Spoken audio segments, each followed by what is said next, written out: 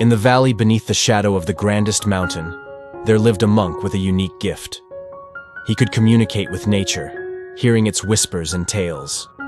The village revered him, for he could predict rains, understand the moods of the earth, and often shared stories that the wind brought to him. However, with admiration came dissent. Many were skeptical of the monk's abilities, some envied him, and a few even despised him. They ridiculed him, saying, "The monk hears what he wants. Nature doesn't talk." One day, a group of youngsters challenged him. "If you truly hear the stories of nature, tell us, what does the mountain say?" The monk, serene and unfazed, replied, "Meet me at dawn, and we shall climb the mountain together to hear its tale." The next morning, as the first rays of the sun painted the sky, the monk and the youngsters began their ascent. The journey was silent, save for the rustling leaves and chirping birds.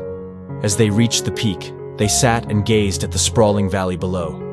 After a period of silence, the monk said, "Now, listen." The youngsters strained their ears but heard nothing except the occasional gust of wind. Hours passed, and their impatience grew. Finally, one of them exclaimed, "I hear nothing. This is futile." The monk, with a gentle smile, spoke. "The mountain whispered its tale, but it's not in words or sounds. It's in its unwavering presence. For eons, it has stood tall, witnessing civilizations rise and fall, seeing travelers come and go, being adored by some and ignored by others. Yet, it remains unchanged, unshaken. It doesn't seek approval or fear isolation. It is whole in its existence, regardless of those who admire or resent it." He continued, "Like the mountain, you will encounter varied voices in life. Some will sing your praises, others will mock. Some will stay by your side, many will leave. Yet remember, their presence or absence, their admiration or disdain, doesn't define you. Your essence, your wholeness remains untouched."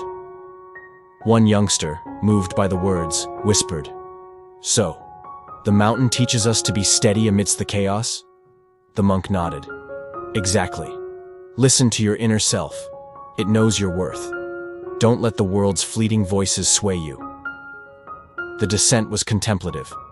When they reached the village, the narrative of the journey spread like wildfire.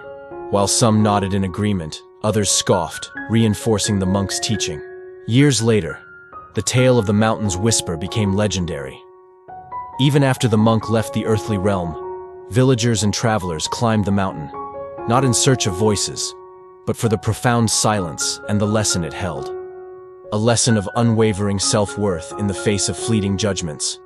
And thus, in the heart of the valley and the annals of Zen tales, the story of the monk and the mountain became a timeless reminder of the strength of inner conviction and the power of self-belief.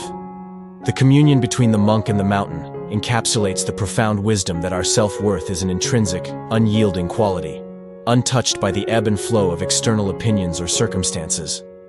Just as the mountain stands tall, indifferent to the myriad voices and shifting sands of time, individuals too must learn to root their identity and worth in the steadfast bedrock of self-belief. The world's judgments, whether praise or criticism, are transient, but the understanding and acceptance of oneself is eternal. Embracing this truth allows one to navigate life with grace, stability, and unwavering conviction.